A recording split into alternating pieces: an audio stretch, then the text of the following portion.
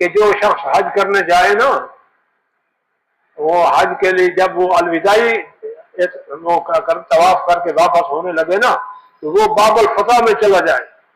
باب الفتح میں جا کر نا پھر سیدھا جو ہے نا، کتنے دروازے ہیں، کہیں نہ جائے، باب ابراہیم سے نکلے، جہاں سے ابراہیم علیہ السلام تشریف لے گئے تھے، باب ابراہیم، تو وہاں سے باہر جائے گا، اللہ تعالیٰ اس کو پھر آنے کی توفیق، پھر حج نصیب فرمائے گا. یہ علماء نے لکھا ہے. ابراہیم علیہ السلام جس جگہ سے تشریف لے گئے نا، تو وہ باب ابراہیم تھا، باب ام ہانی، باب ابراہیم. تو اس وقت وہ باب فہد کے اندر آ گئے ہیں، جہاں باب فہد ہے نا اس کے اندر آ گئے ہیں، یہی وہ دروازہ ابراہیم کا، آگے شار ابراہیم ہے نا. تو ابراہیم علیہ السلام سے جب انہوں نے آواز دی الی من تشرکنا، کس کے سپرد کر کے جا رہے ہو، انہوں نے کیا فرمایا؟ اللہ. تو فرمایا حضرت حاجرہ نے کہ رضیت باللہ، میں بھی اللہ کے فیصلے پر راضی. الف لام میم حسب الناس ان يتركوا ان يقولوا آمنا وهم لا يفتنون ولقد فتنا الذين من قبلهم فليعلمن الله الذين صدقوا وليعلمن الكاذبين.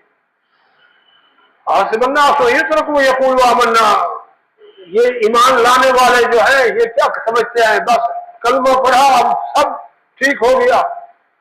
میں نہ ان یقولوا آمنا وهم لا يفتنون، آزمایا جائے گا، آزمائش کے بغیر ہم ترقی نہیں دیں گے. وَلَقَدْ فَتَنَّا الَّذِينَ مِنْ قَبْلِهِمْ فَلَيَعْلَمَنَّ اللَّهُ الَّذِينَ صَدَقُوا وَلَيَعْلَمَنَّ الْكَاذِبِينَ. پہلوں کو بھی ہم نے آزمایا تھا، ہم امتحان لیتے ہیں کون میرا سچا عاشق ہے، کون دعوے دار ہے، کون اصلی سچا عاشق ہے. ہمارا دستور ہے امتحان لینا. اب یہ امتحان کی کیفیت ہے کیا ہے کہ خاوند جا رہا ہے، کوئی نظر نہیں آتا، پھل بھی نظر نہیں آتا، کوئی سامان نظر نہیں آتا، ویرانہ جنگلی ہے، معصوم بچہ گود میں ہے، جنگل میں تو شیر بھی ہوتے ہیں، جنگل میں تو درندے بھی ہوتے ہیں. تو اب ساری باتیں سامنے ہیں، وہ خاموشی سے جا رہے ہیں. بخاری شریف میں ہے فتبعتهم اسماعیل، حضرت حاجرہ پیچھے چل پڑی. لما بلغ القداء، جب قدائی میں پہنچ گئے تو نادت ہو، حضرت حاجرہ نے آواز دی الی من تشرکنا، نادت ہو یا ابراہیم الی من تشرکنا، اے اللہ کے پیارے ابراہیم ہمیں کس کے سپرد کر کے جا رہے ہو؟